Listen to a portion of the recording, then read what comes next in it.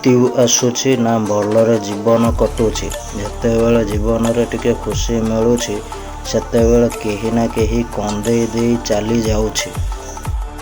ଆଜି ମୁଁ ଯାହା ପାଇଁ କାନ୍ଦୁଛି ନା ସିଏ ଆଉ କାହାକୁ ହସେଇବାରେ ବ୍ୟସ୍ତ ଅଛି। ଭୁଲ ହେଉଛି ଜୀବନର ଗୋଟିଏ ପୃଷ୍ଠା ଆଉ ସମ୍ପର୍କ ହେଉଛି ଗୋଟିଏ ପୂରା ପୁସ୍ତକ। ଦରକାର ପଡ଼ିଲେ ଭୁଲର ଗୋଟିଏ ପୃଷ୍ଠାକୁ ଚିରି ଦିଅନ୍ତୁ, କିନ୍ତୁ ଗୋଟିଏ ପୃଷ୍ଠା ପାଇଁ ପୂରା ପୁସ୍ତକକୁ ହରେଇ ନ ଦିଅନ୍ତୁ।